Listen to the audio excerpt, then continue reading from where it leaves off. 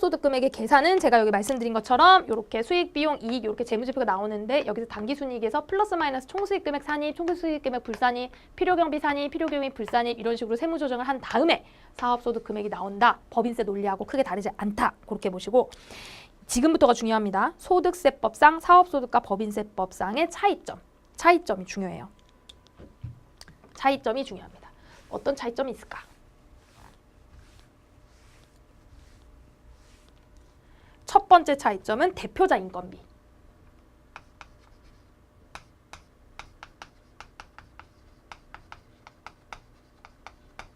이게 이제 법인하고 개인하고 주체가 좀 달라서 그런데 법인은요. 대표자가 법인격이라는 법인 회사에 고용돼 있어요. 그러니까 대표자 인건비가 있겠어요? 없겠어요? 있죠. 대표이사 월급 받아가잖아요. 그렇죠? 근데 개인 사업자들은 여러분 생각해 보세요. 개인 사업 자체가 그냥 난데 개인 사업 자체가 나예요. 내가 굳이 나한테 월급 줄 필요가 있어요? 없어요? 월급 줄 필요가 없어요. 그래서 개인은 대표자 인건비 없습니다. 근데 나랑 같이 일하는 직원들한테 인건비는 줘야죠. 우리 알바생들도 돈 줘야죠. 그리고 우리 배우자가 나의 사업장에 와서 일을 한다 그래도 배우자한테 월급 줄 수 있어요. 근데 나한테는 월급 주는 게 의미가 없어요. 나한테 주는 거는 잡는 게 아닙니다. 그거 필요경비로 안 들어가요. 그래서 301페이지에 보시면 아래쪽에 대표이사는 근로 고용 계약을 나의 개인 사업과 하고 이런 개념이 아니란 말이에요. 그래서 개인 사업에 있어서 대표자는 사업 경영의 주체로서 고용 관계에 있지 아니하기 때문에 급여를 만약에 지급한다 그래도 그냥 회사의 돈을 내가 갖고 가는 거지 그게 급여 성격은 아니에요. 그리고 심지어 개인 사업자는 회사 돈을 갖고 가도 문제가 있다 없다? 아무 상관없어. 통장집 사장님이 그날 벌어들인 현금 그냥 여기서 갖고 가도 횡령이 아니라고. 횡령이 아니에요. 근데 통닭을 법인으로 해. 엄청 큰 프랜차이즈 통닭집이라 가지고 법인으로 음식점을 할 수도 있겠죠. 그랬는데 거기서 돈을 갖고 간다. 대표이사가. 그거는 문제야. 그거는 횡령이야. 근데 개인 사업자가 대표자가 마음대로 돈을 인출해 가는 건 아무 상관없습니다. 이해되셨죠? 그래서 급여라는 것도 구분할 필요가 없습니다. 그럼 이거랑 따라 들어가서 무슨 이런 거 있죠?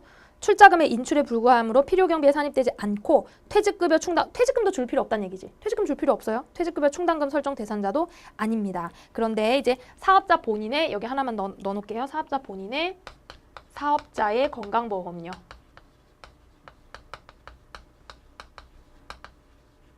우리 급여소득자는 아니지만 건강보험료를 지역가입자라고 해서 납부를 하거든요. 요런 거는 필요경비로 산입한다. 요거는 경비 인정이 됩니다. 한 장 넘어갈게요. 302페이지. 출자자의 자금 인출 문제가 있어요. 자금 인출 문제. 자금 인출 문제. 이게 이제 1번하고도 연결이 되는 건데 법인에서 자금 인출을 하면 이건 가지급금 됩니다. 업무무관 가지급금이라 해갖고 제재하는 거 우리 되게 많이 배웠잖아요. 이건 다 가지급금 돼요. 근데 개인은 그냥 단순히 인출금 형태예요. 인출금 형태. 돈을 네 맘대로 갖고 가도 된다는 얘기입니다. 결론은. 통장에서 내 돈 내 맘대로 빼가죠. 그것처럼 우리 사업장에 있는 개인 사업장은 돈 맘대로 뺄 수도 있고 필요하면 또 넣기도 하고 그런 식으로 이해를 하시면 되고 302페이지 보시면 출자자의 자금 인출 법인은 인출 못해. 근데 개인은요. 어떤 자본금 납입이라는 개념이 없어요. 그렇기 때문에 개인 사업자는 필요하면 언제든지 출자금을 인출할 수 있습니다. 그리고 막 인정이자 계산이라던가 이런 거 규제도 당연히 안 받겠죠. 세 번째가 이제 재고자산 자가소비인데 자가소비인데요. 자, 법인은 자가소비에 해당할 여지가 없어요. 일단 첫 번째로. 왜냐하면은 법인격 지가 예를 들어서 냉장고 파는 회사야. 그 냉장고 파는 회사가 만들어서 파는데 그 자가소비라는 게 뭐냐면 우리 회사에서 만들어지거나 재고자산으로 있는 상품을 내가 갖다 쓰는 걸 얘기합니다. 자가소비가. 근데 법인이 내가 덥다고 내가 뭐 아이스크림 먹고 싶다고 냉장고를 우리 집에 갖고 갈 수 있어요? 법인격이라는 거는 허위의 인격이지. 얘가 자기 스스로 어떤 의도를 가지고 자가소비를 하는 건 일단 논리상 말이 안 돼요. 근데 우리 개인 대표자들은 자가소비 충분히 할 수 있죠. 내가 우리 집에 뭐 예를 들면 슈퍼 같은 걸 한다고도 생각을 해봐요. 거기 있는 거 물건 갖다 쓸 수 있겠어 없겠어? 에어컨을 판다 우리 집에 에어컨 하나 갖다 놓을 수 있겠어 없겠어? 있을 수 있죠. 그런 거 전부 다 수익금액으로 산입한다 이거예요. 소득세법에서는 개인 사업자가 재고자산을 가사용으로 소비하거나 다른 사람이나 타인에게 선물로 준다는 거죠. 이럴 때 어떻게 한다고요? 총수익금액에 산입해야 돼요.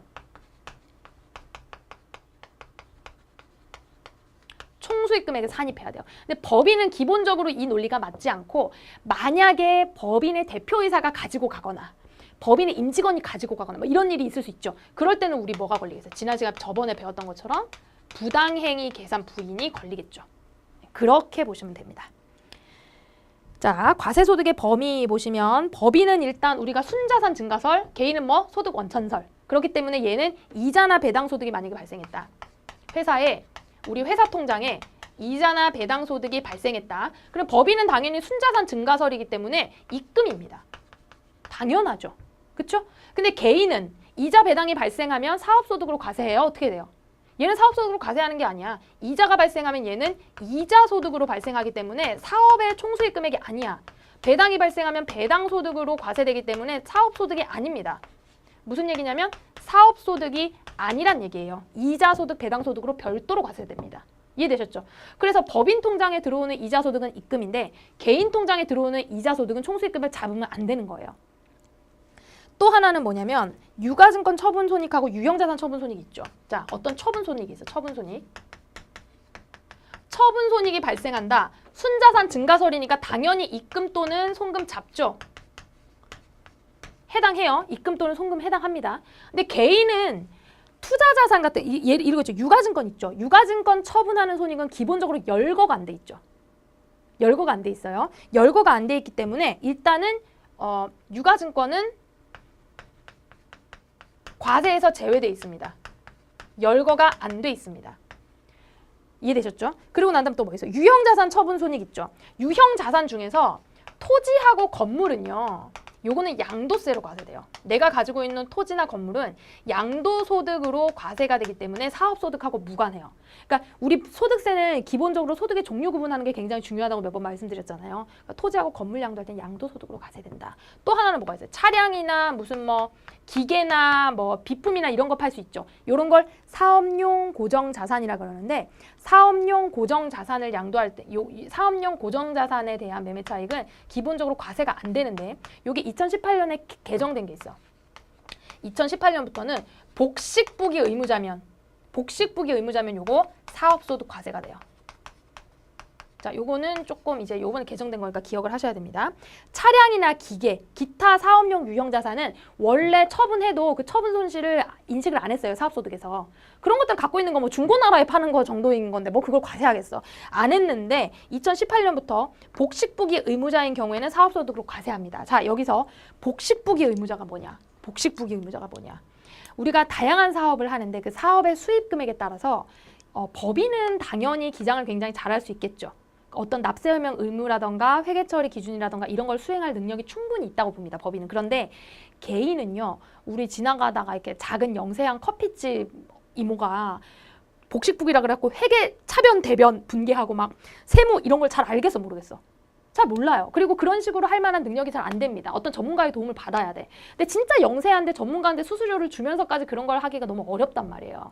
그렇잖아요. 그렇죠? 그래서 일정한 매출액 이하는요. 그냥 우리가 가계부 쓰는 식으로 해도 인정을 해줍니다. 그게 바로 간편장부라는 거고 그리고 정말 회계 기준에 맞게 차변, 대변, 회계 기준에 맞게끔 정확하게 작성해. 이게 복식부기예요. 이해되셨죠? 그런데 그러니까 요거는 무슨 말이냐면 네가 어느 정도 일정 규모 이상의 수입 수준이 되면 너는 사업용 고정자산을 팔아도 사업소득으로 과세하겠다. 그렇게 보시면 됩니다.